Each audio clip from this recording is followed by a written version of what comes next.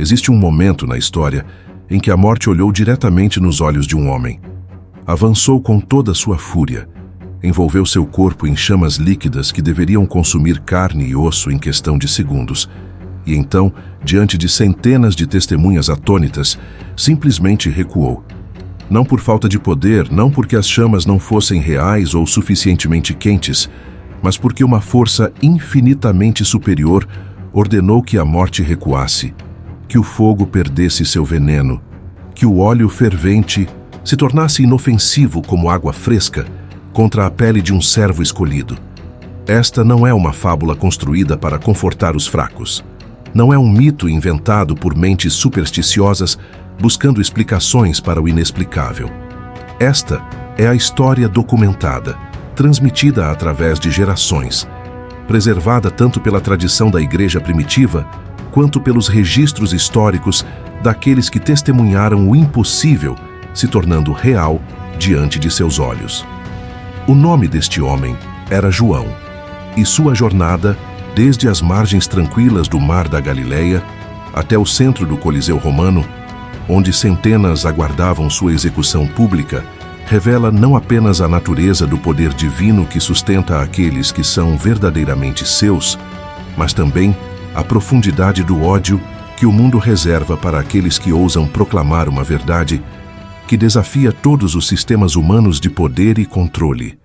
Antes de compreendermos o milagre que desafiou as leis da natureza e silenciou uma multidão sedenta por sangue, precisamos entender quem era este homem que Deus considerou digno de tal proteção sobrenatural. João não era um gigante espiritual desde o berço, não nasceu com auréola ou predestinado de forma óbvia para se tornar o último testemunha viva do ministério terreno de Jesus Cristo. Ele era um pescador, filho de Zebedeu, um homem que prosperava no negócio familiar da pesca ao longo das águas agitadas da Galileia. Seu pai não era um pescador comum lutando para sobreviver, mas um homem de recursos consideráveis, próspero o suficiente para empregar trabalhadores contratados que o auxiliavam nas jornadas diárias de lançar e recolher redes pesadas carregadas com a abundância do mar. João cresceu com as mãos calejadas pelo trabalho árduo. Conhecia a frustração de noites inteiras sem capturar um único peixe. Entendia a exaustão que vem de puxar redes contra correntes violentas e também experimentava a alegria explosiva de uma captura tão abundante que os barcos quase afundavam sob o peso da provisão divina. Ele tinha um irmão chamado Tiago, e a relação entre eles era tão próxima que raramente são mencionados separadamente nos relatos evangélicos, sempre Tiago e João, João e Tiago, como se fossem duas metades de um todo singular. A mãe deles, Maria Salomé, era uma mulher de fé profunda que posteriormente se tornaria uma das seguidoras devotas de Jesus, presente mesmo nos momentos mais sombrios, quando a maioria dos homens havia fugido com medo. Possivelmente Tiago era o irmão mais velho, pois os evangelhos consistentemente o mencionam primeiro quando listam os dois irmãos, uma convenção cultural que geralmente indicava ordem de nascimento. Isso significaria que João era provavelmente o mais jovem dos 12 apóstolos originalmente chamados por Jesus, talvez com apenas 24 anos, quando deixou as redes de pesca para seguir um rabino itinerante que falava com autoridade, que fazia os religiosos estabelecidos tremerem de raiva e as multidões famintas se aglomerarem para ouvir cada palavra. Mas antes mesmo deste chamado definitivo, que mudaria o curso de sua vida eternamente, João já havia tido um encontro preliminar com Jesus através de outro João, o Batista, aquele profeta selvagem vestido com pelos de camelo que pregava arrependimento, com voz que ecoava como trovão através do deserto da Judéia. João, o pescador, tornou-se seguidor de João, o Batista, bebendo profundamente dos ensinamentos sobre o Messias vindouro, sobre o reino de Deus, que estava prestes a irromper na história humana com poder transformador, sobre a necessidade de preparar corações através do arrependimento genuíno que vai muito além de rituais religiosos superficiais. Foi neste contexto, seguindo João Batista, que o jovem pescador ouviu seu mestre apontar para um homem caminhando à distância e declarar com convicção profética que quebrou todas as suas categorias religiosas: Eis o Cordeiro de Deus que tira o pecado do mundo. Naquele momento, algo se rompeu dentro do coração de João. Ele deixou João Batista e começou a seguir Jesus, inicialmente de forma hesitante, depois com convicção crescente e, finalmente, com uma devoção tão absoluta que se tornaria a marca registrada de toda a sua vida subsequente. Após este primeiro encontro transformador, João retornou temporariamente para sua vida de pescador, mas algo fundamental havia mudado. As redes que antes capturavam toda a sua atenção agora pareciam jaulas pequenas demais para conter os sonhos crescentes que Jesus havia plantado em seu coração. E então veio o chamado definitivo, aquele momento em que Jesus caminhou ao longo da praia, viu os dois irmãos consertando suas redes e pronunciou o convite que dividiria suas vidas permanentemente entre o antes e o depois. Venham e sigam-me, e eu os farei pescadores de homens. Eles deixaram as redes imediatamente, deixaram o barco, deixaram o pai Zebedeu com os empregados contratados cuidando do negócio familiar e partiram para uma aventura que nenhuma mente humana poderia ter imaginado ou planejado. Mas João não era um santo instantâneo. Não se tornou maduro e manso simplesmente por estar na presença de Jesus. Os evangelhos preservam honestamente os momentos que revelam seu temperamento explosivo, sua tendência para reações intensas que ganhavam dele e seu irmão Tiago, o apelido incomum dado pelo próprio Jesus, Boanerges, que significa Filhos do Trovão. Este não era um título carinhoso no sentido moderno, mas uma descrição precisa de homens que possuíam emoções vulcânicas normalmente mantidas sob controle rigoroso, mas que em certas situações irrompiam com força devastadora. Vemos isto claramente registrado quando Jesus e seus discípulos tentaram passar por uma aldeia samaritana durante sua jornada para Jerusalém, mas os habitantes, devido ao antigo ódio étnico e religioso entre judeus e samaritanos, recusaram oferecer hospitalidade ao grupo. A resposta imediata de Tiago e João não foi orar pelos samaritanos hostis, não foi lamentar a dureza de seus corações, não foi buscar outra aldeia mais acolhedora. Em vez disso, eles se voltaram para Jesus com uma sugestão que revela quão pouco ainda compreendiam sobre a natureza do reino que Jesus estava estabelecendo. Senhor, queres que mandemos descer fogo do céu para consumi-los, assim como Elias fez? Eles estavam prontos, até ansiosos, para invocar julgamento divino destrutivo sobre pessoas cujo único crime era recusar hospitalidade. Jesus teve que repreendê-los, explicando que eles não entendiam de que espírito eram, que ele não veio para destruir vidas, mas para salvá-las.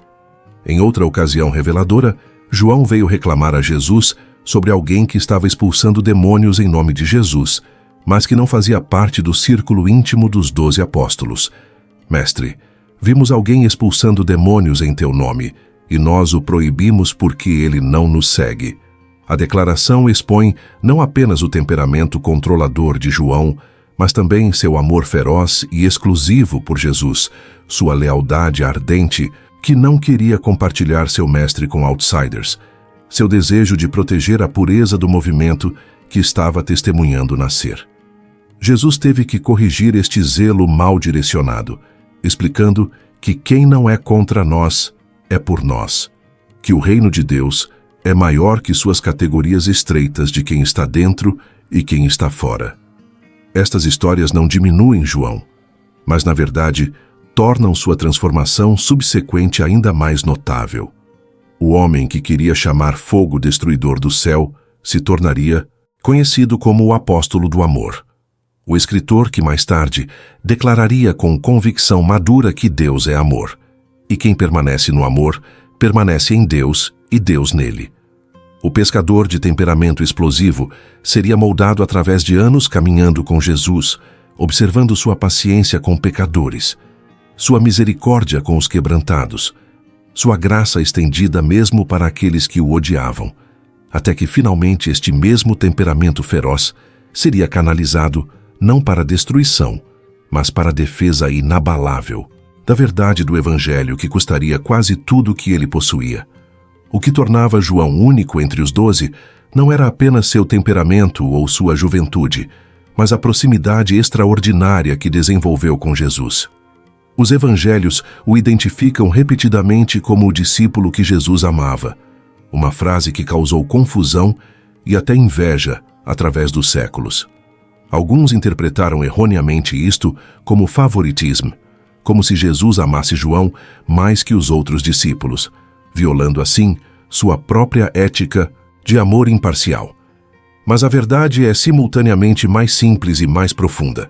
Jesus amava todos os seus discípulos com amor perfeito, mas João possuía uma capacidade única de receber e retornar este amor, uma abertura de coração que permitia intimidade que outros, talvez por temperamento ou bagagem emocional, não conseguiam experimentar na mesma intensidade.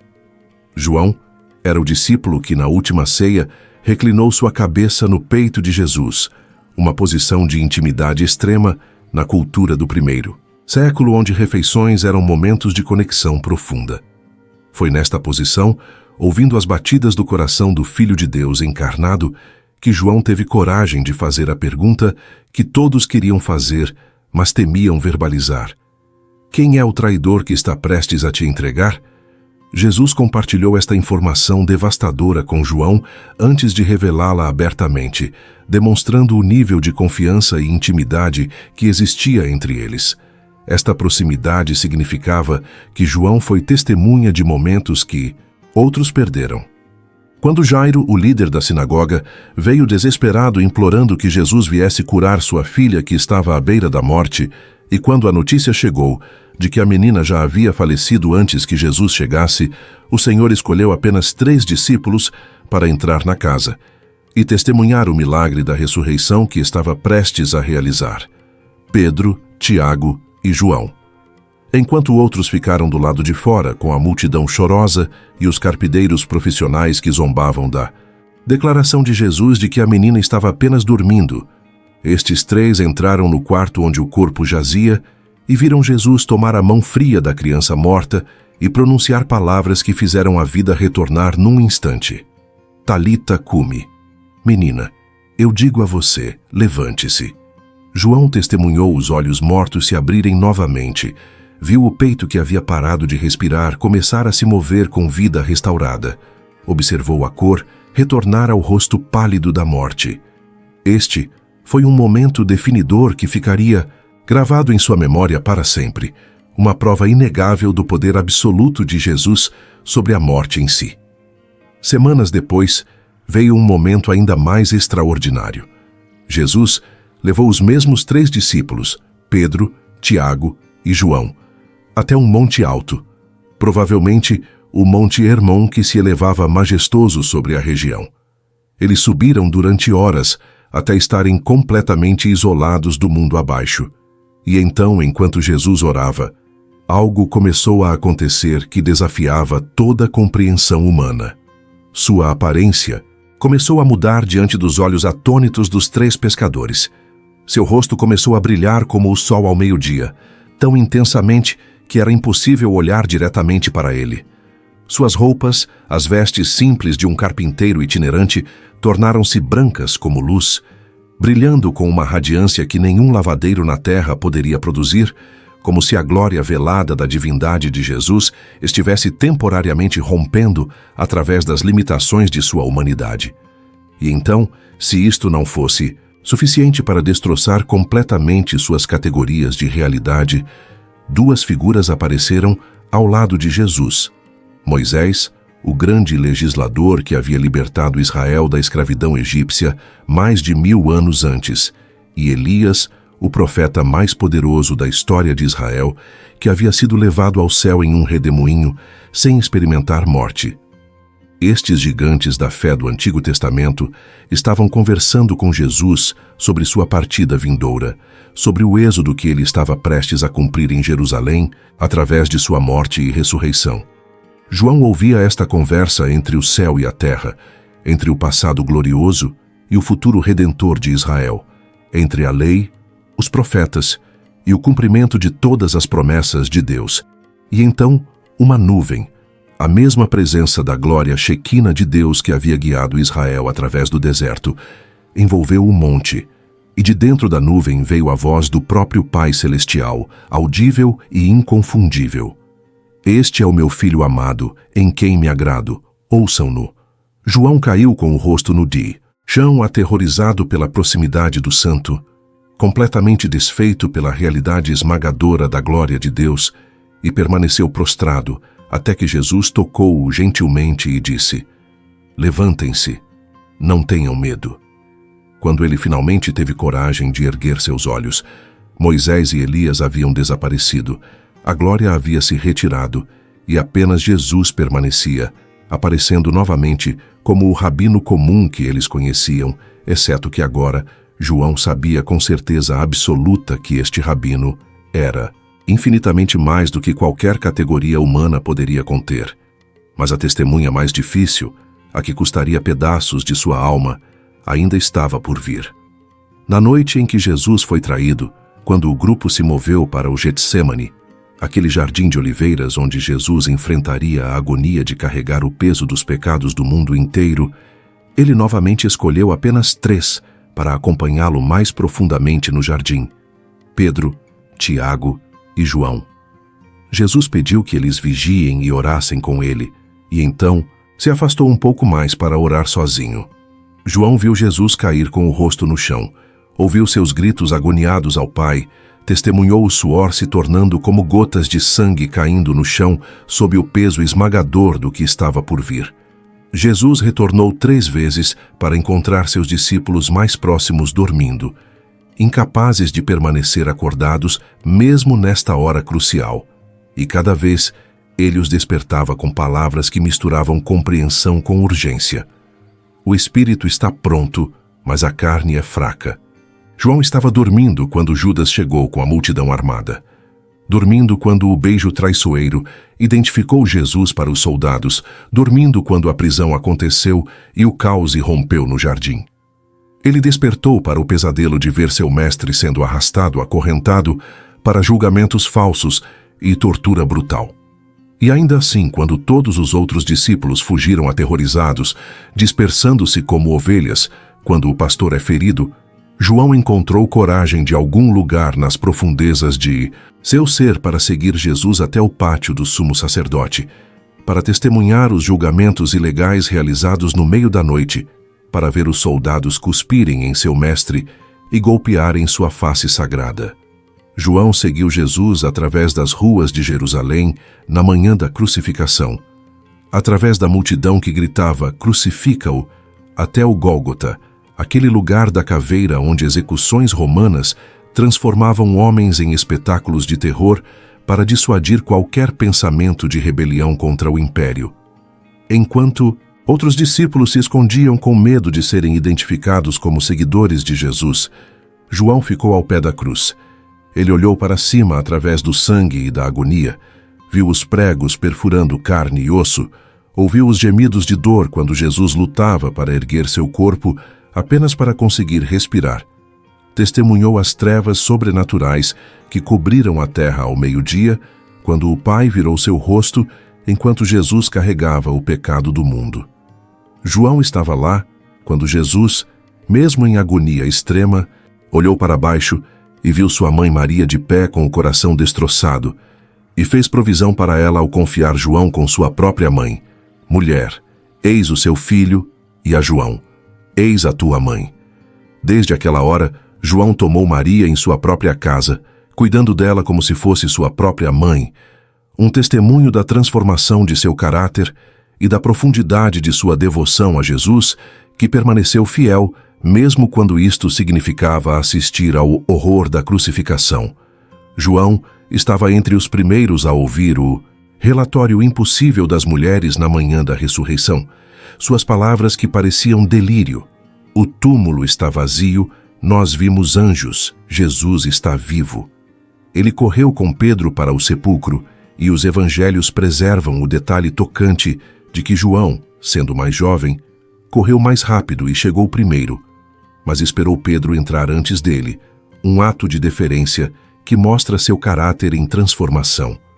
Quando João finalmente entrou no túmulo e viu os lençóis de linho dobrados cuidadosamente, vazios, do corpo que deveria estar lá, e o pano que havia coberto o rosto de Jesus enrolado separadamente, ele viu e creu. Algo sobre a maneira como estas mortalhas estavam arranjadas comunicou a João que isto não foi trabalho de ladrões de túmulo, mas evidência de ressurreição ordenada. Durante os 40 dias seguintes, João foi uma das testemunhas privilegiadas das aparições de Jesus ressurreto.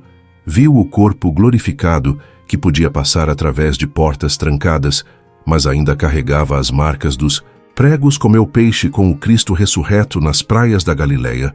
Ouviu os ensinamentos finais sobre o reino de Deus e estava presente no Monte das Oliveiras, quando Jesus ascendeu visivelmente ao céu, carregado pela glória, até que uma nuvem o ocultou de suas vistas. Os anjos apareceram para os discípulos atordoados e declararam que este mesmo Jesus que vocês viram subir ao céu voltará da mesma maneira.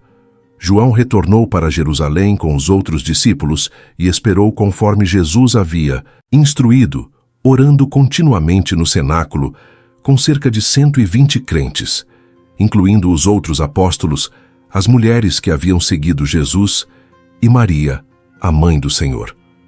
No dia de Pentecostes, 10 dias após a ascensão, enquanto todos estavam reunidos em um lugar, de repente veio do céu um som como de um vento violento que encheu toda a casa onde estavam sentados, e línguas como de fogo pousaram sobre cada um deles, e todos foram cheios do Espírito Santo e começaram a falar em outras línguas, conforme o Espírito os capacitava. João experimentou a promessa cumprida, o Consolador que Jesus havia prometido, o poder do alto que os transformaria de discípulos tímidos em testemunhas ousadas. Pedro pregou o primeiro sermão do Evangelho naquele dia, e 3.000 pessoas foram acrescentadas ao número de crentes, e João testemunhou o nascimento explosivo da igreja que Jesus havia prometido construir, contra a qual nem as portas do inferno prevaleceriam. Os primeiros capítulos de Atos mostram João trabalhando próximo a Pedro, os dois frequentemente mencionados juntos como líderes proeminentes da comunidade nascente.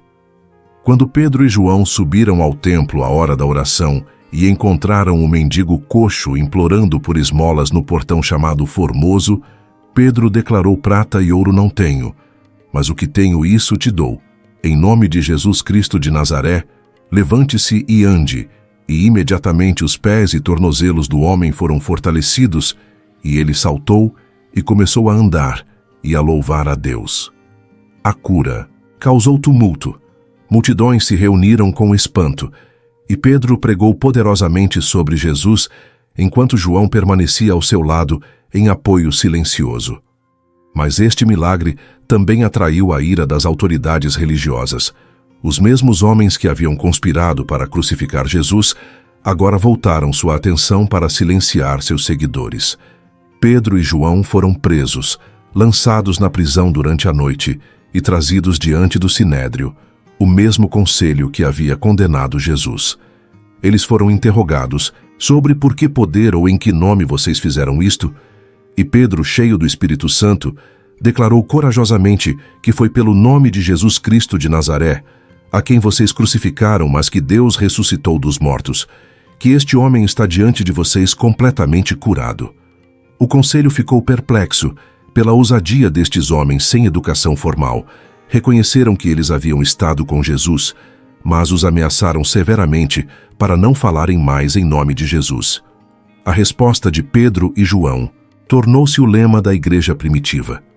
Julguem vocês mesmos se é correto aos olhos de Deus obedecer a vocês ao invés de Deus, pois não podemos deixar de falar sobre o que vimos e ouvimos. Mas os registros históricos após este ponto tornam-se mais fragmentados, com apenas vislumbres ocasionais de João nos livros do Novo Testamento. Sabemos que ele permaneceu em Jerusalém quando a primeira grande perseguição irrompeu após o martírio de Estevão, aquele jovem diácono cheio de fé e do Espírito Santo, que foi arrastado para fora da cidade e apedrejado até a morte, enquanto orava: Senhor Jesus, receba meu espírito.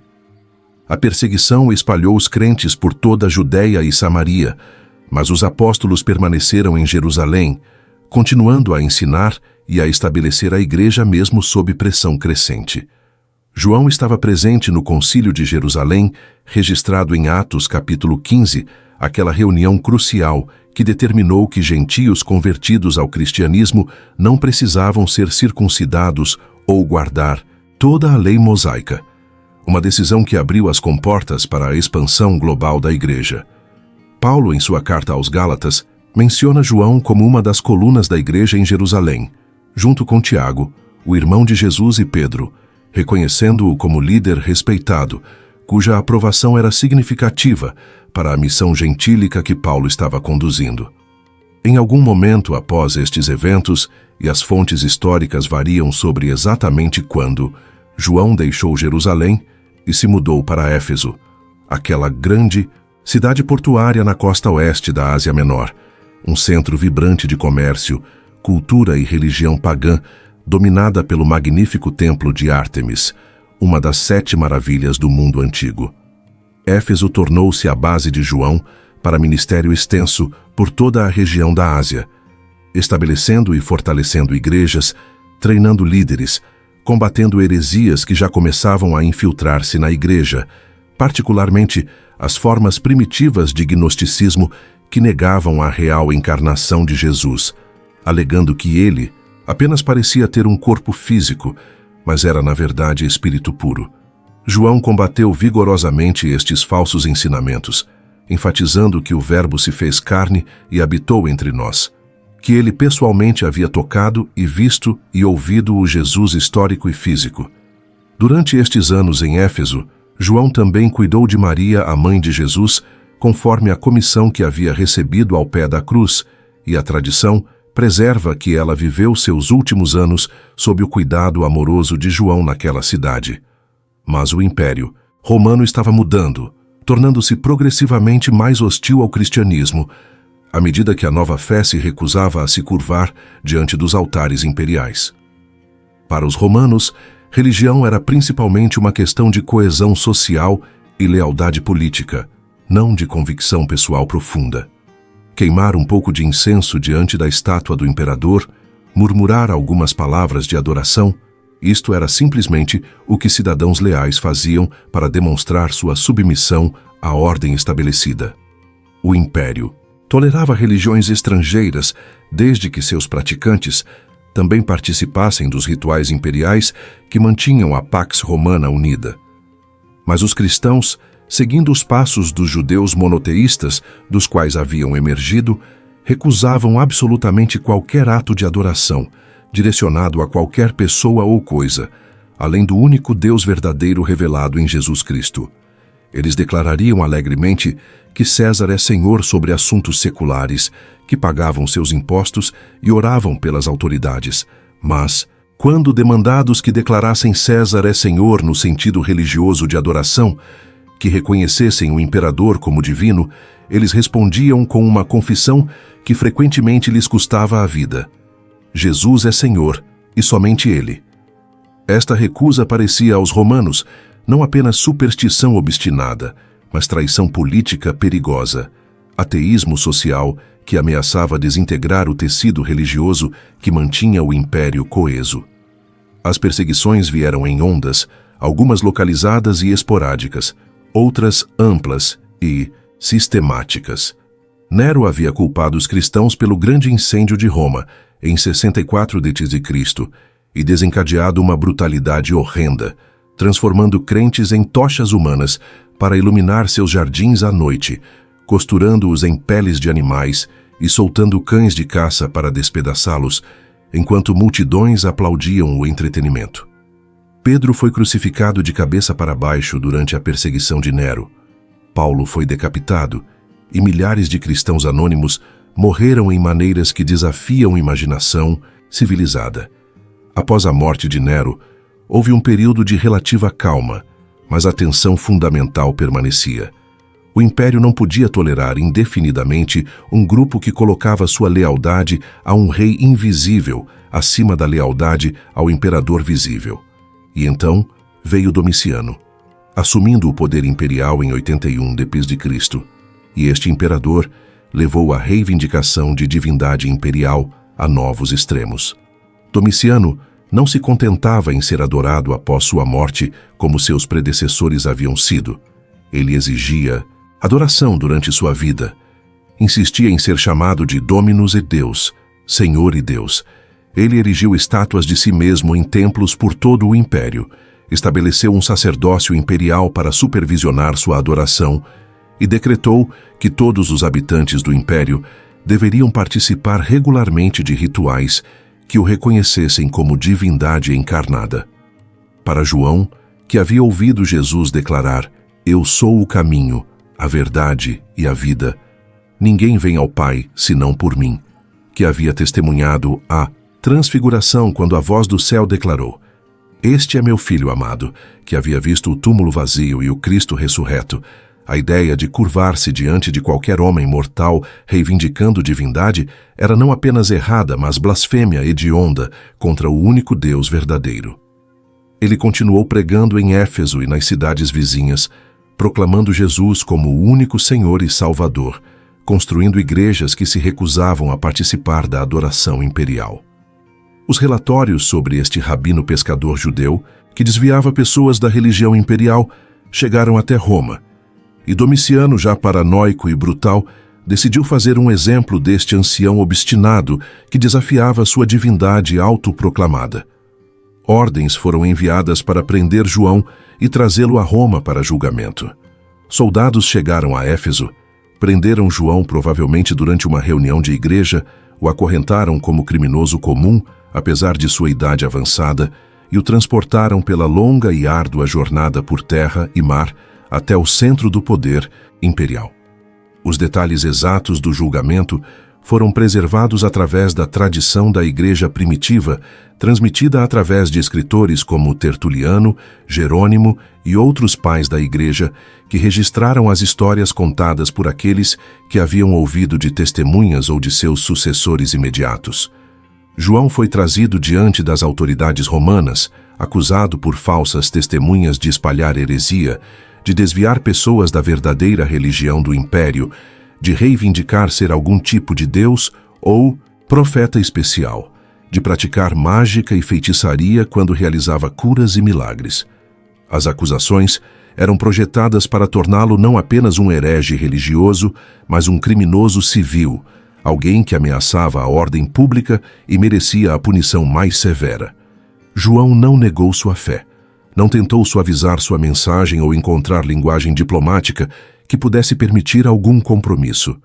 Ele declarou simplesmente e sem medo que Jesus Cristo é Senhor, que ele morreu pelos pecados da humanidade, que Deus o ressuscitou dos mortos, que ele está assentado à direita do Pai, e que um dia ele retornará para julgar vivos e mortos. Ele recusou oferecer até mesmo o menor grão de incenso ao altar de Domiciano. Recusou reconhecer a reivindicação blasfema do imperador de divindade. A sentença foi morte, mas não morte rápida ou misericordiosa. João seria executado publicamente no Coliseu como aviso para qualquer outro que ousasse desafiar a supremacia do imperador, mas não seria simplesmente decapitação ou crucificação. Métodos rápidos demais para um ancião teimoso que precisava tentar novamente continuar ir como espetáculo de terror. Ele seria fervido vivo em óleo, uma forma de execução tão brutal, tão agonizante, tão visivelmente horrível, que ninguém que testemunhasse jamais esqueceria. Um caldeirão enorme foi preparado no centro da arena, grande o suficiente para submergir um homem completamente, construído de ferro negro, forjado para suportar calor extremo. Madeira foi empilhada embaixo, não apenas gravetos, mas troncos pesados que queimariam por horas, criando chamas intensas que transformariam o óleo dentro do caldeirão em líquido fervente capaz de cozinhar carne humana instantaneamente. O óleo escolhido provavelmente era óleo de oliva, abundante no mundo mediterrâneo, ou possivelmente óleo animal, substâncias que, quando aquecidas ao ponto de ebulição, não apenas queimam a superfície da pele, mas penetram profundamente, cozinhando o tecido muscular, derretendo gordura corporal, causando dor tão intensa que vítimas tipicamente morriam de choque antes mesmo que seus órgãos vitais falhassem. A manhã da execução amanheceu e João foi levado de sua cela, provavelmente localizada nas masmorras debaixo do Coliseu, onde gladiadores e prisioneiros condenados esperavam seus momentos finais. Ele era agora um homem velho. Algumas fontes sugerem que tinha mais de 80 anos, talvez até 90, seu corpo marcado pelas décadas de trabalho árduo, viagens incessantes, prisões múltiplas, espancamentos por turbas hostis. Sua pele estava enrugada e curtida pelo sol mediterrâneo. Suas mãos ainda mostravam os calos permanentes de anos puxando redes de pesca. Seu cabelo e barba eram brancos como neve. Seus olhos talvez turcos com a idade, mas ainda ardendo com a mesma convicção feroz que o havia levado a deixar as redes para seguir Jesus todos aqueles anos atrás. Ele havia sobrevivido a todos os outros apóstolos originais, havia visto cada um de seus companheiros cair como mártires por causa do nome de Jesus.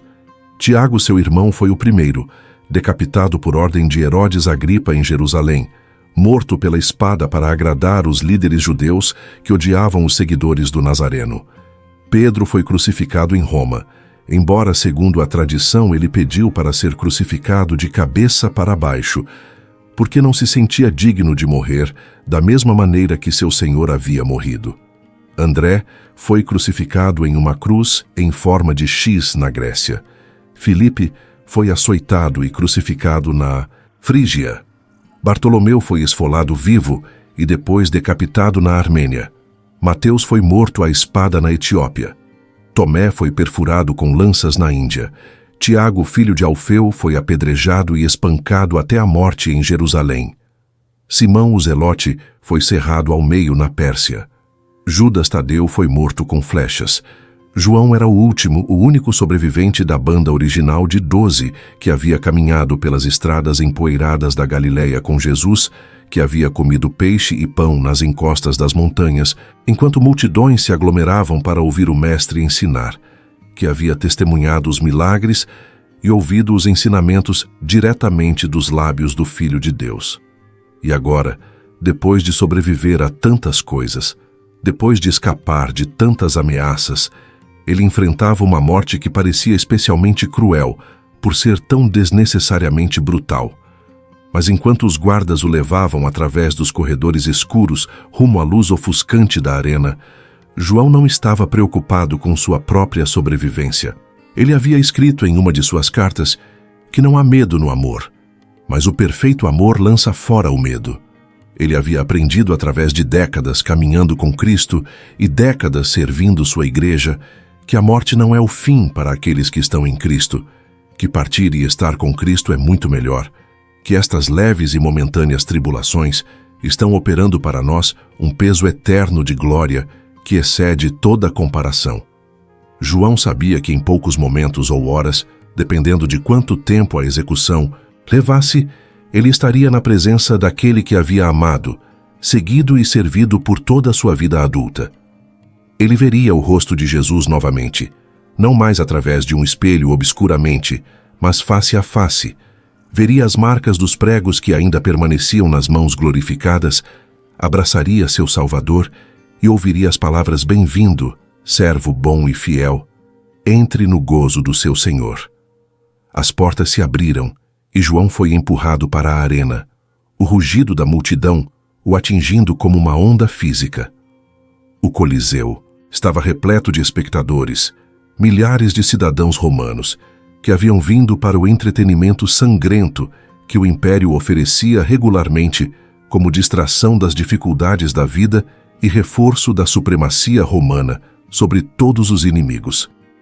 A maioria provavelmente não sabia quem era este velho judeu, ou por que estava sendo executado, apenas que haveria um espetáculo para assistir, sofrimento para observar, morte para testemunhar.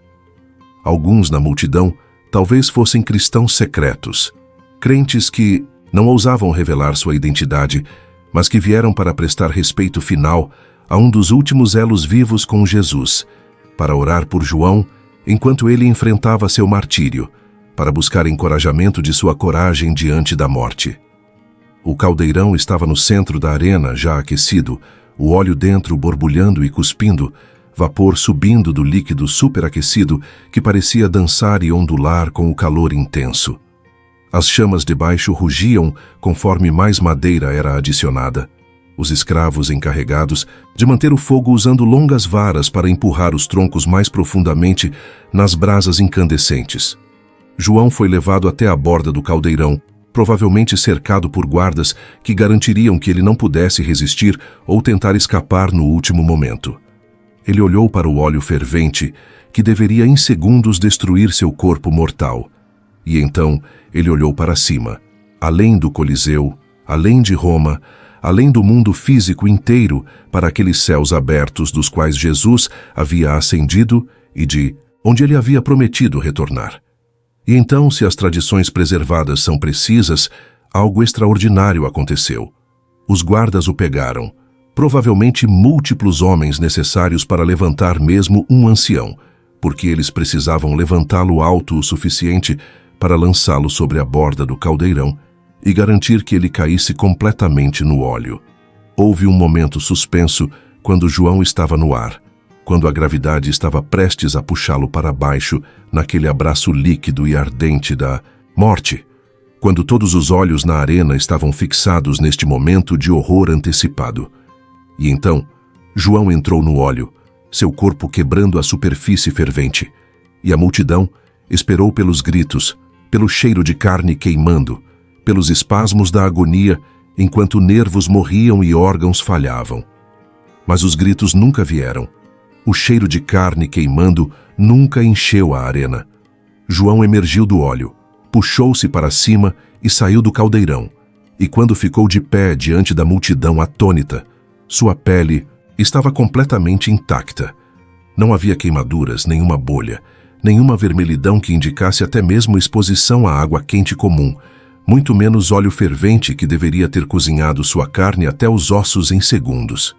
Seu cabelo não estava chamuscado, sua barba branca não estava queimada, suas roupas, embora encharcadas de óleo, não estavam carbonizadas ou fumegantes. Ele estava de pé ali, um homem de 80 ou 90 anos que havia acabado de ser imerso em um caldeirão de óleo fervente e havia emergido como se tivesse apenas tomado um banho refrescante em águas frias.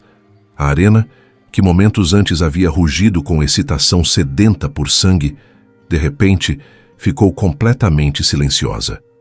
O silêncio era tão profundo que provavelmente o crepitar do fogo ainda queimando debaixo do caldeirão podia ser ouvido ecoando pelas paredes de pedra. Milhares de pessoas estavam tentando processar o que seus olhos haviam acabado de testemunhar, tentando enquadrar dentro de suas categorias de realidade algo que violava completamente todas as leis da natureza que conheciam. E então, começando provavelmente com alguns indivíduos perto da frente e se espalhando através da multidão como fogo através de grama seca, as pessoas começaram a cair de joelhos. Cidadãos romanos que minutos antes estavam ansiosos para ver um velho judeu morrer em agonia, agora estavam prostrados, suas cabeças curvadas, alguns com lágrimas correndo por seus rostos, outros murmurando orações aos deuses que conheciam, muitos simplesmente atordoados em silêncio reverente. Eles haviam testemunhado algo que transcendia completamente sua experiência, algo que só podia ser explicado como intervenção dos deuses, ou mais precisamente, do Deus que este ancião servia, o Deus que evidentemente possuía poder sobre fogo e óleo e as próprias leis da física. A tradição preserva que a multidão começou a dar glória a Deus, reconhecendo que apenas poder divino poderia proteger um homem de morte tão certa, que apenas o Deus verdadeiro poderia comandar que elementos de destruição se tornassem inofensivos para seu servo. Alguns na multidão naquele dia provavelmente se tornaram crentes em Jesus Cristo, suas cosmovisões completamente destroçadas e reconstruídas pelo milagre impossível que haviam testemunhado. Como poderiam continuar adorando estátuas mudas de mármore e bronze depois de ver o Deus vivo proteger seu servo de maneira tão dramática e inegável? O imperador Domiciano, sentado em seu assento, elevado de onde supervisionava o espetáculo, estava completamente assombrado. Este não era o resultado que ele havia antecipado, não era o terror inspirador que deveria reforçar sua própria reivindicação de divindade.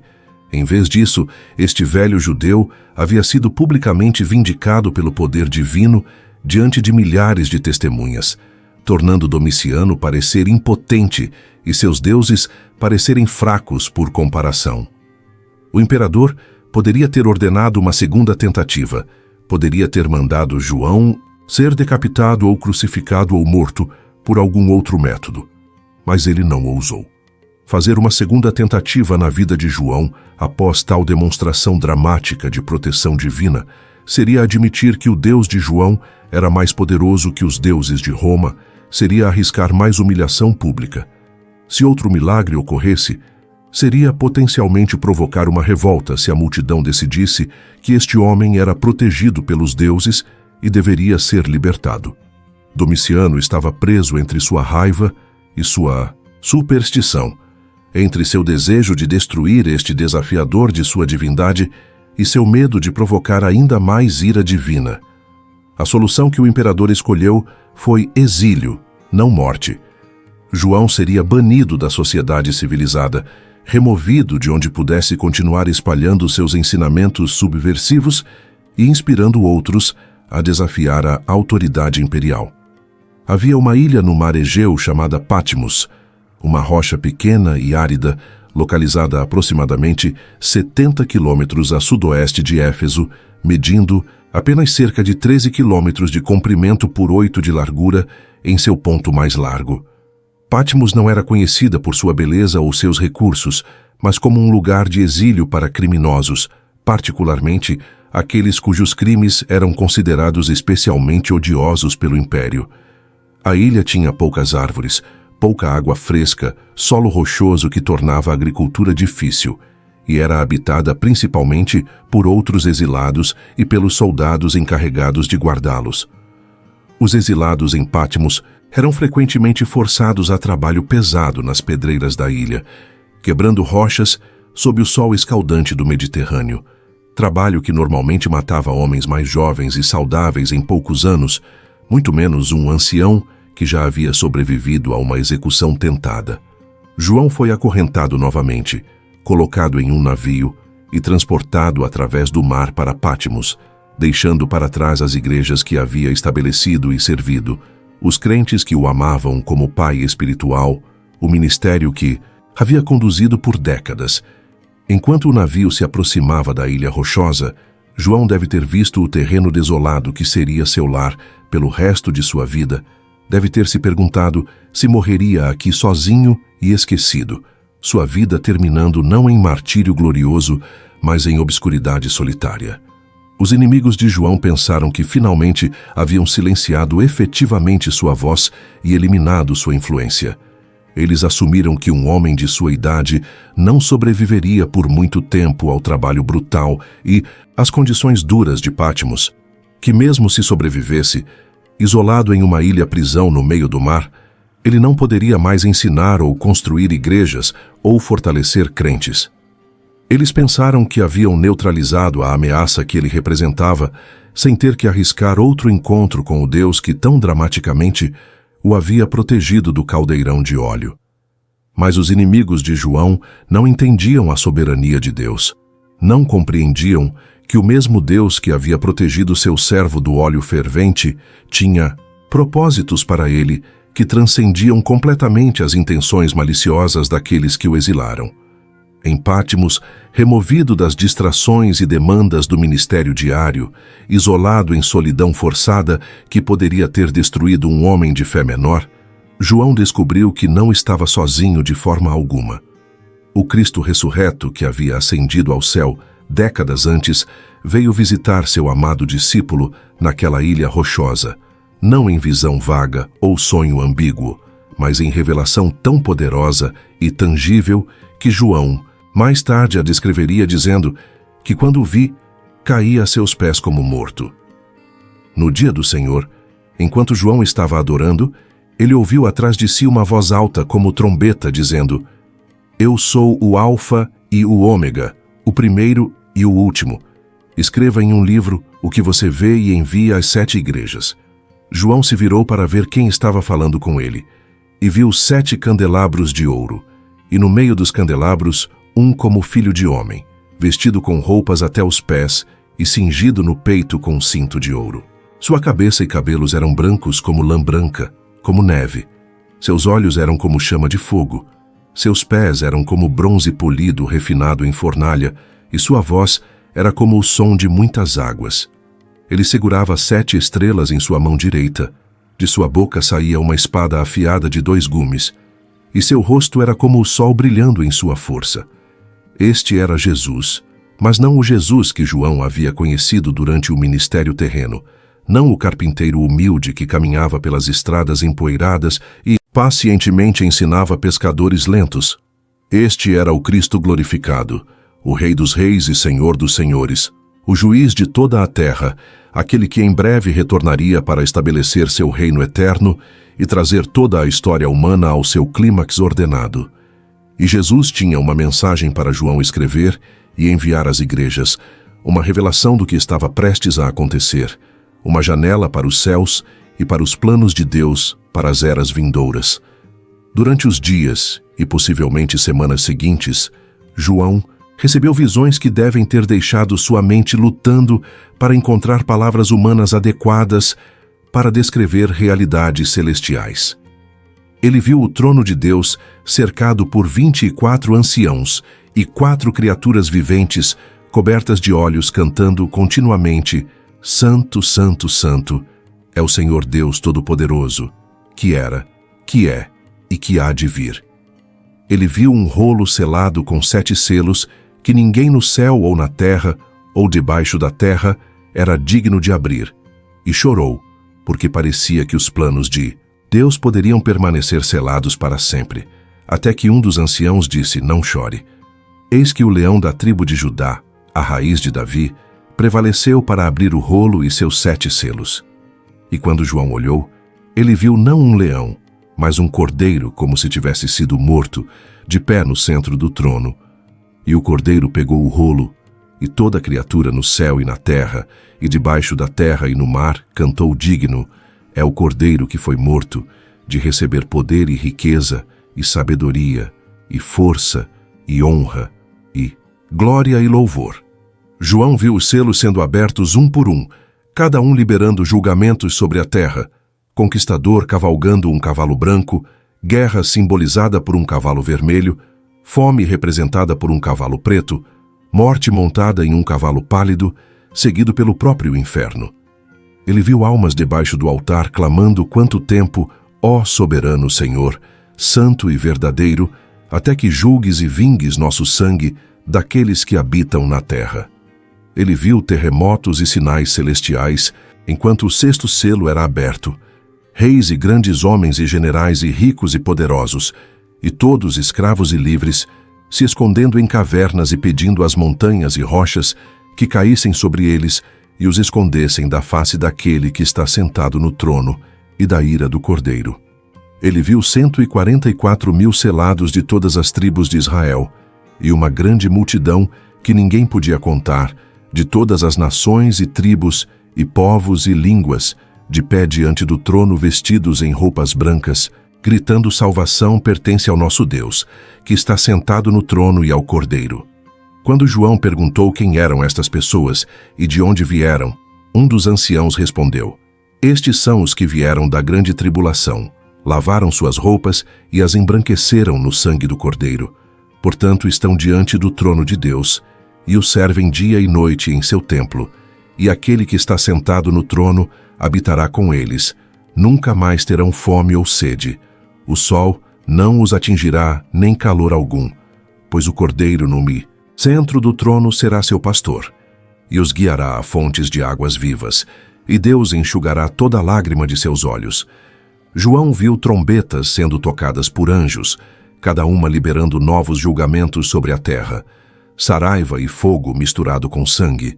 uma montanha ardente lançada no mar, uma estrela chamada Absinto caindo do céu e envenenando as águas, escurecimento parcial do sol e lua e estrelas, gafanhotos demoníacos emergindo do abismo para atormentar aqueles que não têm o selo de Deus em suas testas, um exército de 200 milhões matando 1/3 da humanidade.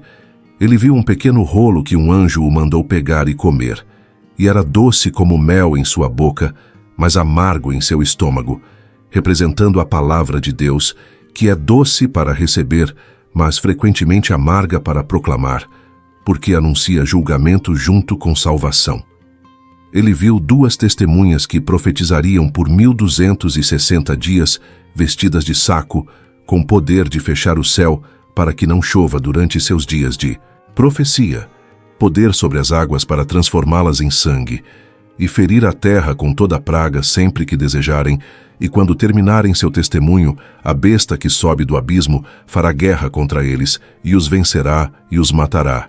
E seus corpos jazeram na rua da grande cidade por 3 dias e meio, enquanto os habitantes da terra se alegravam e se enviavam presentes uns aos outros, porque estes 2 profetas haviam atormentado os moradores da terra. Mas após 3 dias e meio, o Espírito de vida de Deus entrou neles, e eles ficaram de pé. E grande temor caiu sobre aqueles que os viram, e eles subiram ao céu em uma nuvem enquanto seus inimigos observavam. João viu uma mulher vestida com o sol, com a lua debaixo de seus pés e uma coroa de 12 estrelas em sua cabeça, grávida e gritando em dores de parto, e um grande dragão vermelho, com 7 cabeças e 10 chifres, esperando para devorar seu filho assim que nascesse.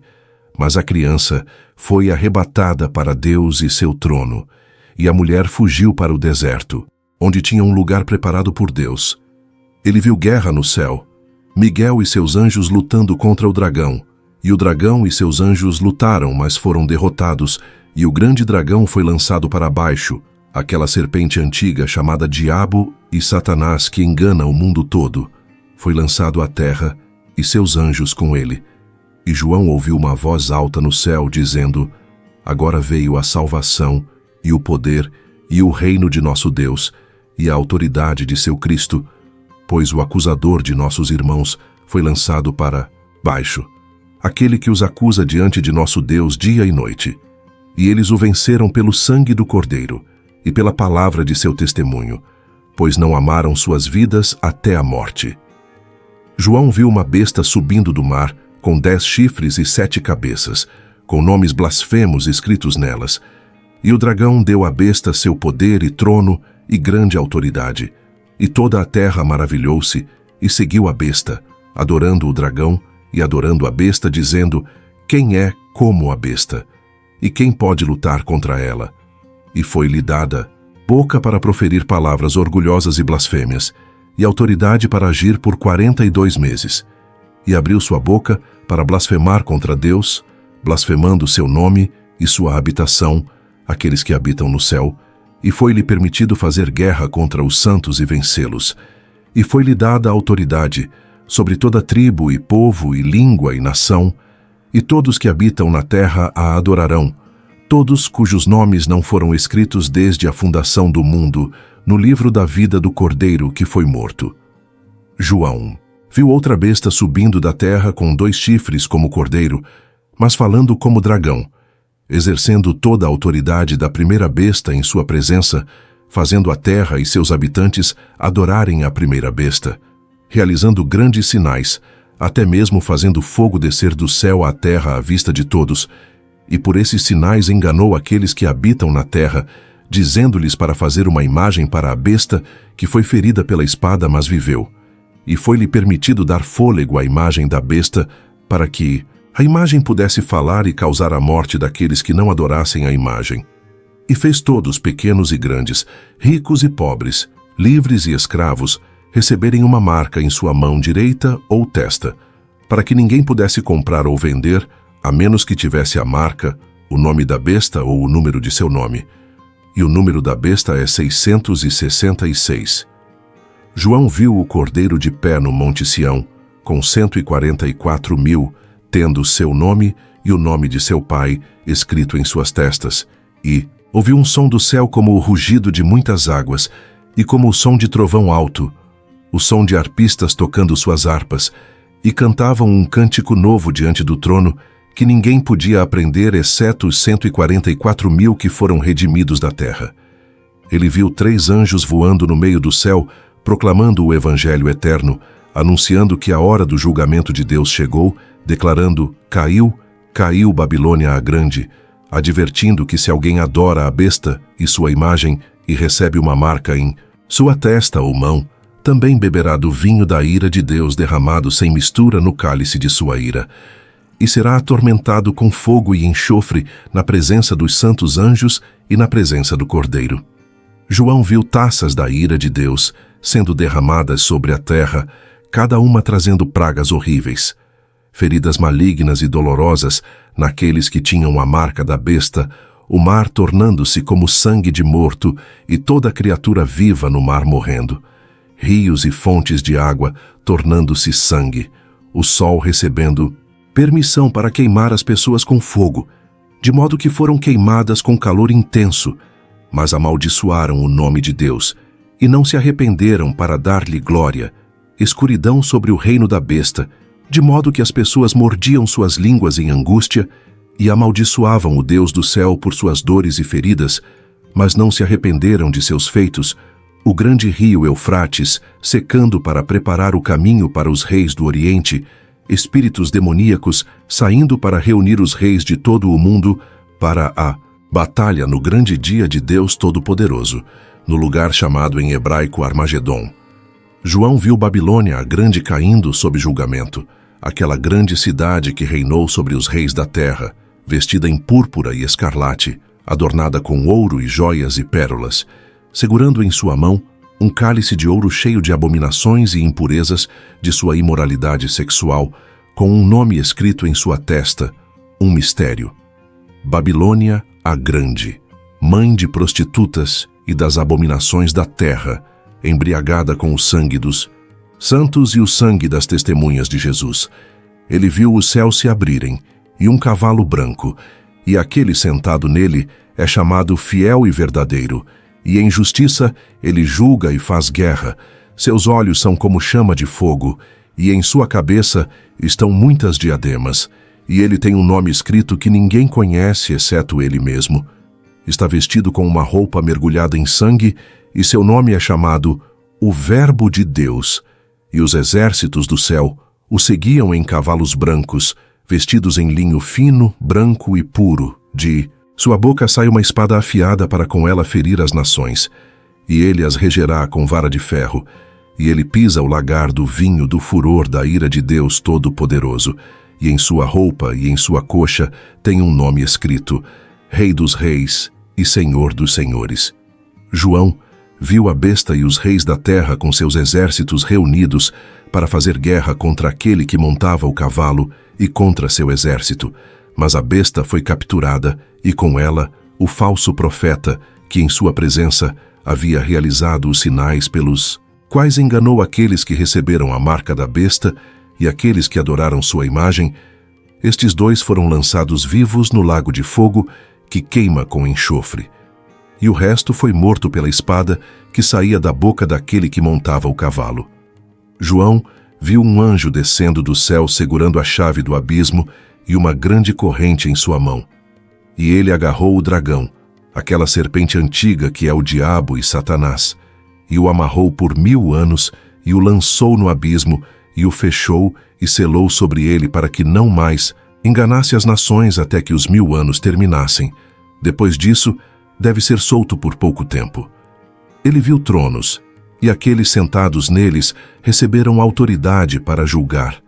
Viu as almas daqueles que haviam sido decapitados por seu testemunho de Jesus e pela palavra de Deus, e aqueles que não haviam adorado a besta ou sua imagem e não haviam recebido sua marca em suas testas ou mãos, e voltaram à vida e reinaram com Cristo por 1000 anos.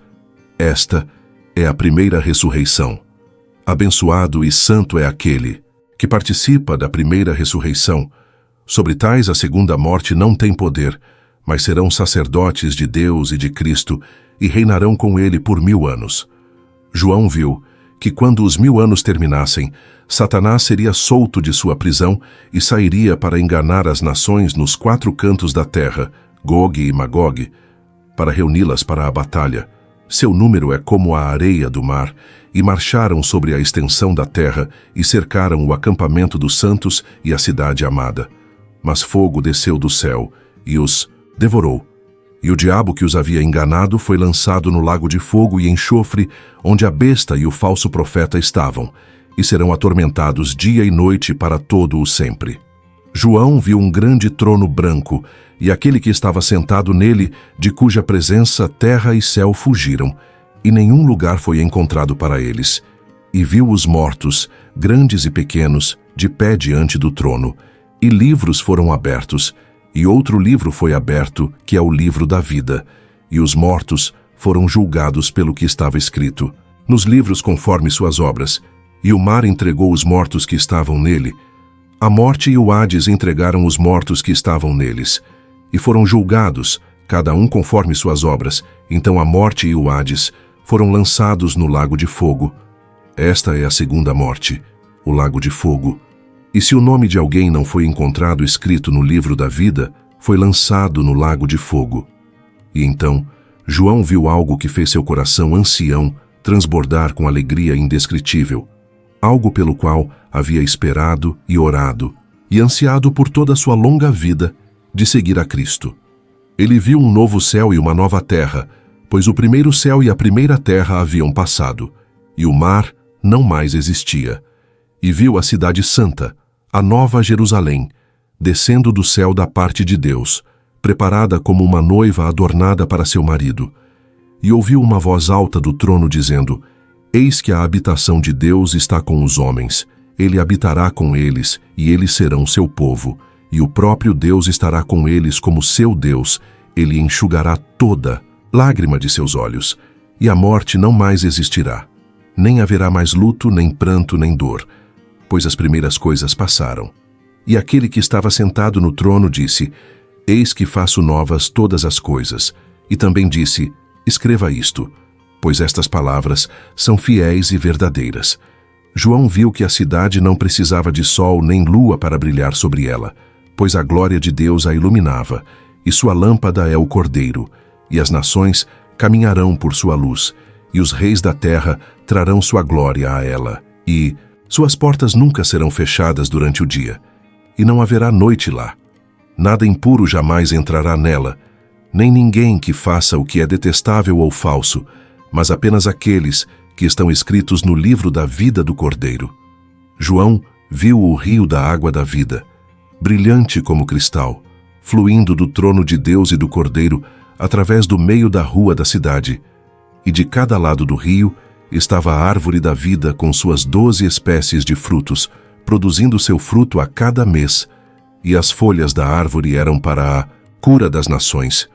Não haverá mais nada amaldiçoado, e o trono de Deus e do Cordeiro estarão nela, e seus servos o adorarão, verão sua face, e seu nome estará em suas testas, e a noite não mais existirá.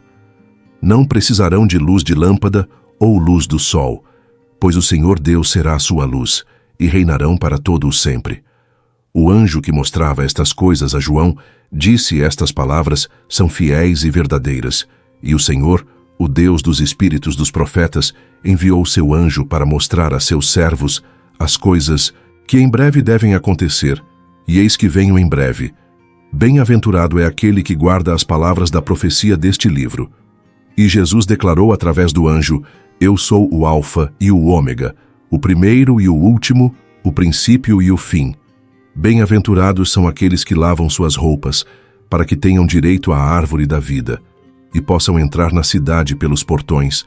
Fora estão os cães e feiticeiros e imorais sexualmente, e assassinos e idólatras, e todos que amam e praticam a falsidade. Eu, Jesus, enviei meu anjo para dar-lhes este testemunho para as igrejas. Eu sou a raiz e o descendente de Davi, a estrela resplandecente da manhã. O Espírito e a noiva dizem: Vem, e aquele que ouve, diga: Vem, e aquele que tem sede, venha. Aquele que deseja, tome a água da vida gratuitamente. João escreveu tudo o que viu, cada visão, cada palavra pronunciada do trono, cada detalhe dos julgamentos vindouros e da glória final aguardando o povo de Deus. E quando terminou de escrever, quando as visões cessaram e ele retornou à realidade física da ilha rochosa, onde ainda estava exilado, João possuía em suas mãos algo mais precioso que todo o ouro do Império Romano, mais valioso que todos os tesouros de todos os reis da terra. Ele segurava o Apocalipse, a revelação de Jesus Cristo que Deus lhe deu para mostrar a seus servos as coisas que em breve devem acontecer. Este livro que João escreveu naquela ilha desolada se tornaria o capítulo final da Bíblia, o grande clímax da narrativa redentora que começou em Gênesis, quando Deus criou os céus e a terra, que passou pela queda da humanidade no pecado, pela chamada de Abraão e a formação de Israel, pelos profetas que apontavam para o Messias vindouro, pela encarnação de Jesus Cristo que viveu e morreu e ressuscitou, pelo nascimento da Igreja no Pentecostes, e agora culminava nesta visão final de como tudo terminaria, ou mais precisamente, como tudo seria renovado e restaurado quando Cristo retornasse em glória para fazer novas todas as coisas.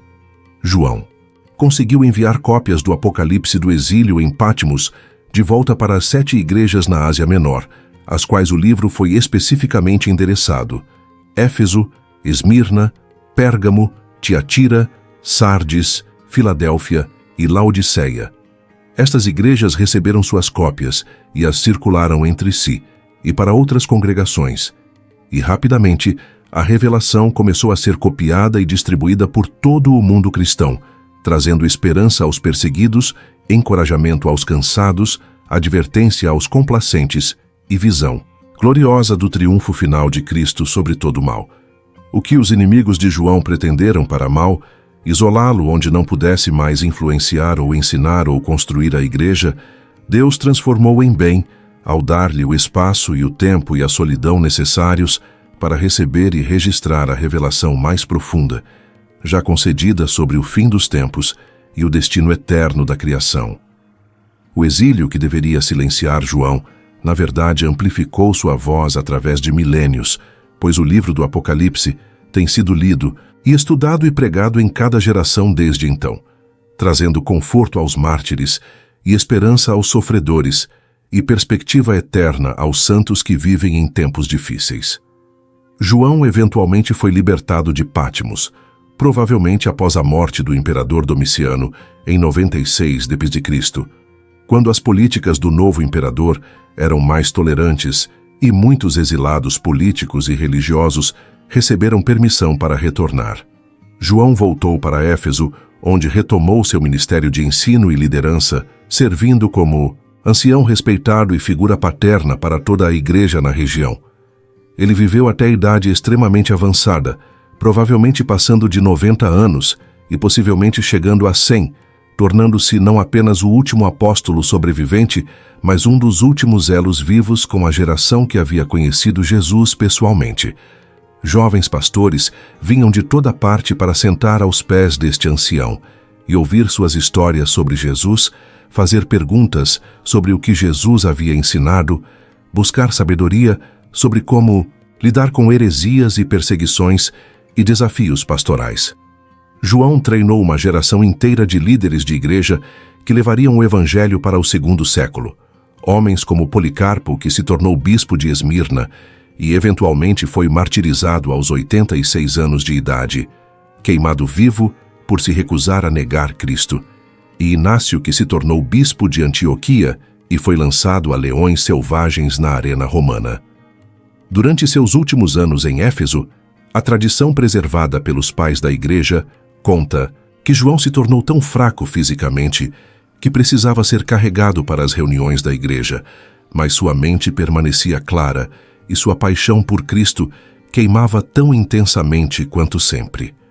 Jerônimo registra uma história tocante, transmitida através de gerações que, quando João era muito velho para pregar sermões longos, ele repetidamente diria apenas uma coisa à congregação: filhinhos, amem uns aos outros. Semana após semana, ele repetiria esta mesma mensagem simples: Filhinhos, amem uns aos outros. Eventualmente, alguns dos discípulos, cansados de ouvir a mesma coisa repetidamente, perguntaram respeitosamente por que ele sempre dizia apenas isto. João respondeu com palavras que resumiam tudo o que havia aprendido em mais de 6 décadas seguindo Jesus. Porque este é o mandamento do Senhor, e se apenas isto for feito, é suficiente.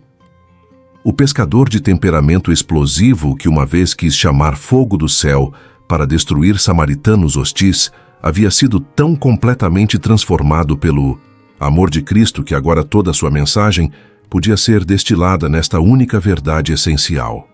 Amem uns aos outros, pois Deus é amor, e aquele que permanece no amor, permanece em Deus e Deus nele.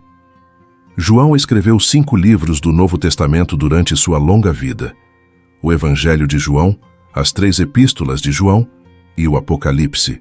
Seu evangelho foi o último dos 4 a ser escrito, composto provavelmente na década de 90 d.C., e possui um caráter único comparado aos evangelhos sinópticos de Mateus, Marcos e Lucas. Enquanto os outros evangelhos focam principalmente nas ações e ensinamentos de Jesus, João mergulha profundamente na identidade de Jesus como o Verbo eterno que se fez carne, a luz verdadeira que veio ao mundo, o Filho de Deus encarnado.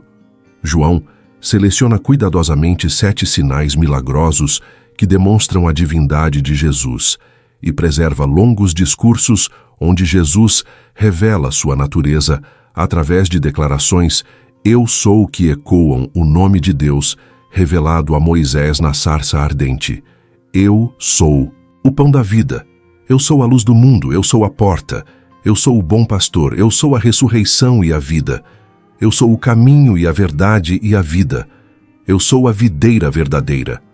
O propósito de João ao escrever seu evangelho, ele declara explicitamente: estas coisas foram escritas para que vocês creiam que Jesus é o Cristo, o Filho de Deus, e para que, crendo, vocês tenham vida em seu nome. Suas 3 epístolas combatem heresias emergentes que negavam a real humanidade de Jesus ou separavam o Jesus humano do Cristo divino e enfatizam temas de amor fraternal, obediência aos mandamentos de Deus e certeza de salvação. A primeira epístola de João é particularmente preciosa por suas declarações claras sobre a natureza de Deus. Deus é luz, e nele não há treva alguma. Deus é amor, e estas dão aos crentes fundamentos teológicos sólidos sobre os quais construir suas vidas. João também fornece testes práticos pelos quais os crentes podem examinar se sua fé é genuína. Aqueles que verdadeiramente conhecem a Deus guardam seus mandamentos, amam seus irmãos e não continuam praticando o pecado como estilo de vida habitual. Ele escreve com autoridade paternal, mas também com ternura profunda, referindo-se consistentemente aos seus leitores como filhinhos, meus queridos filhos amados, refletindo seu coração pastoral e seu desejo de ver a igreja permanecer fiel à verdade do Evangelho. Quando João finalmente morreu, provavelmente por volta do ano 100 ou 101 d.C., em Éfeso, ele foi o único dos 12 apóstolos originais a morrer de morte natural ao invés de martírio. Mas isto não significa que sua vida foi mais fácil ou menos custosa que as vidas dos outros apóstolos. João suportou prisões múltiplas, espancamentos, o trauma de testemunhar a crucificação de seu Senhor. Décadas de trabalho árduo, estabelecendo e servindo igrejas, a solidão do exílio em Patmos e a dor profunda de sobreviver a todos os seus companheiros apóstolos e testemunhar geração após geração de crentes sendo torturados e mortos por sua fé. Ele viveu sob constante ameaça de morte, enfrentou o caldeirão de óleo fervente e foi preservado milagrosamente, mas provavelmente carregou cicatrizes emocionais e talvez físicas daquela experiência pelo resto de sua vida.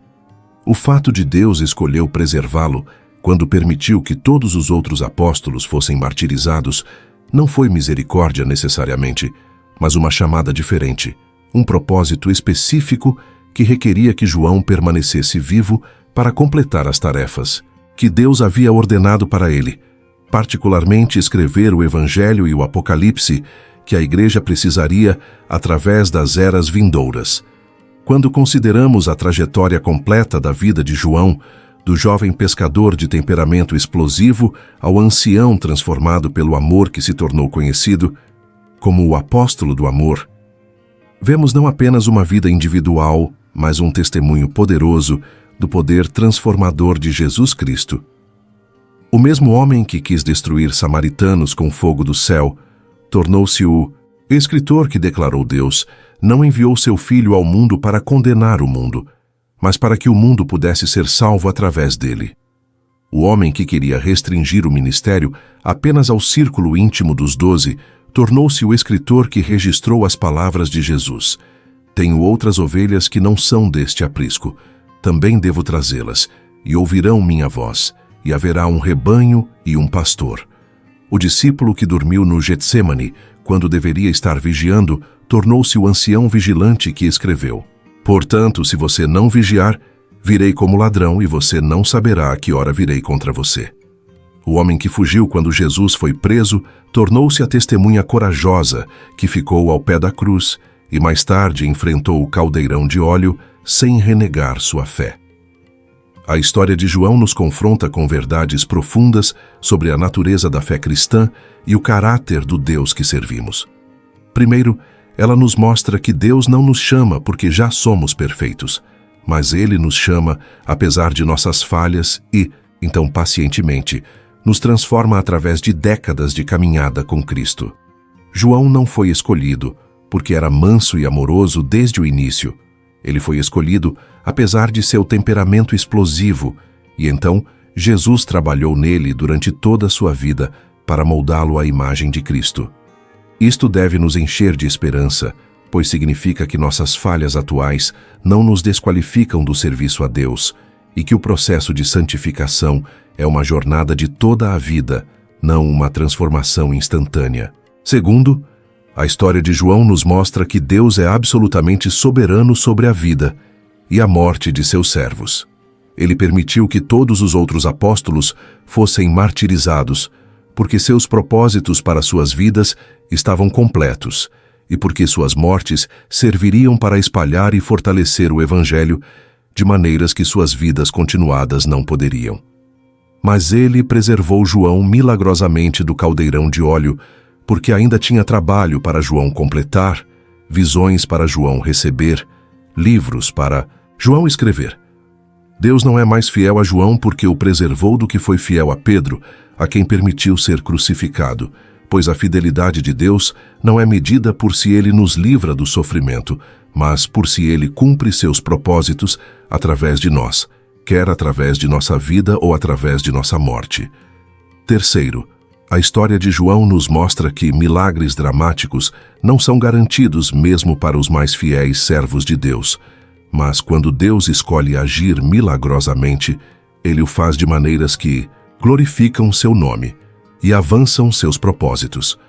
João não foi protegido do óleo fervente porque era mais santo que os outros apóstolos. Ele foi protegido porque Deus tinha propósitos específicos que requeriam sua sobrevivência naquele momento particular. Outros crentes através da história, igualmente fiéis e piedosos, foram martirizados em maneiras horríveis, sem experimentar libertação milagrosa. Não porque Deus os amasse menos ou porque sua fé fosse mais fraca, mas porque os propósitos de Deus para suas vidas eram diferentes. A fé verdadeira confia em Deus, quer Ele escolha nos livrar ou não, como os 3 hebreus que declararam a Nabucodonosor: Nosso Deus, a quem servimos, é capaz de nos livrar da fornalha de fogo ardente, e Ele nos livrará de sua mão, ó Rei. Mas se não saiba, ó Rei, que não serviremos seus deuses, nem adoraremos a imagem de ouro que você estabeleceu. João possuía esta mesma fé, que estava disposta a morrer se necessário, e foi precisamente porque ele estava disposto a morrer que Deus escolheu preservá-lo. Quarto, a história de João nos ensina que o que parece ser derrota ou tragédia do ponto de vista humano, frequentemente é o meio de Deus cumprir seus propósitos maiores. O exílio em Pátimos parecia ser o fim do ministério efetivo de João. uma sentença para definhar em obscuridade, em uma ilha-prisão, até que morte por velhice ou trabalho forçado o reivindicasse. Mas foi precisamente em Pátimos, removido de todas as distrações do ministério diário, que João recebeu a revelação mais profunda de Cristo glorificado e dos propósitos finais de Deus para a história humana. Quantos crentes, através dos séculos, foram confortados em seus próprios sofrimentos e perseguições pelas visões que João recebeu naquela ilha desolada? Quantos mártires enfrentaram morte com coragem porque sabiam do Apocalipse que, embora possam perder suas vidas temporárias, receberiam coroas de vida eterna e reinariam com Cristo para sempre? O exílio que deveria silenciar João, na verdade, amplificou sua voz através de milênios, provando novamente que Deus pode transformar as intenções malignas de seus inimigos em bênçãos para seu povo. Finalmente, a vida de João nos chama a considerar nossa própria resposta ao Evangelho de Jesus Cristo e ao chamado para segui-lo sem importar o custo. João deixou literalmente tudo: sua família, seu negócio próspero, suas redes, sua vida confortável como pescador, para seguir um rabino itinerante que não tinha onde reclinar a cabeça. Ele caminhou com Jesus por 3 anos intensos, testemunhou milagres e ensinamentos que transformaram completamente sua compreensão de Deus e da realidade. Ele permaneceu fiel, mesmo quando isto significou ficar ao pé da cruz e assistir seu Senhor morrer em agonia. Ele pregou corajosamente após o Pentecostes, mesmo quando isto resultou em prisões e espancamentos. Ele continuou servindo fielmente através de décadas, quando a maioria das pessoas teria se aposentado para uma vida tranquila. Ele enfrentou o caldeirão de óleo sem renegar sua fé. Ele suportou o exílio e a solidão em Pátimos, mas permaneceu obediente à chamada de Deus. E através de tudo isto, ele foi transformado de um jovem irascível em um ancião caracterizado por amor profundo, do filho do trovão ao apóstolo do amor. Hoje você e eu somos confrontados com a mesma escolha que João enfrentou naquela praia da Galileia, quando Jesus caminhou e disse: "Venha e siga-me." Seguir a Jesus não é simplesmente adicionar religião às nossas vidas já ocupadas. Não é apenas concordar intelectualmente com certas doutrinas. Não é somente participar de rituais religiosos aos domingos, enquanto vivemos para nós mesmos o resto da semana. Seguir a Jesus significa entregar tudo, colocar Cristo como Senhor absoluto sobre cada área de nossas vidas, estar disposto a perder tudo por amor a Ele, confiar que Ele é infinitamente mais valioso que qualquer coisa que possamos ser chamados a abandonar.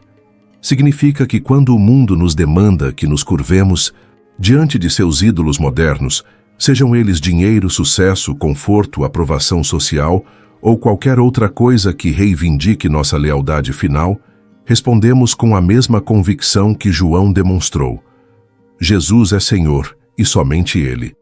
Significa que estamos dispostos a sofrer perda, rejeição, perseguição e até morte se necessário, confiando que aquele que nos chama é fiel e que nossa recompensa não é encontrada nesta vida temporária, mas na eternidade com Cristo. O Evangelho que João pregou não oferece vida fácil ou prosperidade garantida ou ausência de sofrimento. Pelo contrário, Jesus prometeu explicitamente: "No mundo vocês terão tribulação, mas tenham bom ânimo, eu venci o mundo." João experimentou tribulação abundante, mas também experimentou a presença constante de Cristo sustentando-o, o poder do Espírito Santo capacitando-o, a alegria de ver vidas transformadas pelo Evangelho e, finalmente, as visões gloriosas do Cristo exaltado e do destino final glorioso, aguardando todos que permanecem fiéis. A pergunta que cada um de nós deve responder não é se seguir Jesus será custoso, pois certamente será, mas se Jesus vale o custo. João respondeu esta pergunta com sua vida inteira, e a resposta dele foi um sim retumbante e inquestionável que ecoou através de décadas de serviço fiel até seu último suspiro em Éfeso, como um homem de 100 anos que havia dado absolutamente tudo por Cristo e nunca se arrependeu por um único momento. Se você está ouvindo ou lendo esta história hoje e nunca rendeu sua vida a Jesus Cristo, nunca confiou nele como seu Salvador e Senhor, hoje é o dia de salvação. A Bíblia declara que se você confessar com sua boca que Jesus é Senhor e crer em seu coração que Deus o ressuscitou dos mortos, você será salvo, pois todo aquele que invocar o nome do Senhor será salvo. Jesus morreu na cruz para pagar o preço pelos seus pecados, ressuscitou dos mortos provando sua vitória sobre pecado e morte e oferece vida eterna gratuitamente a todos que vêm a Ele, com fé. Você não precisa limpar sua vida primeiro, não precisa tornar-se bom o suficiente, não precisa merecer ou ganhar a salvação. Cristo fez tudo o que era necessário, e agora Ele simplesmente convida você a receber pela fé o presente que Ele oferece.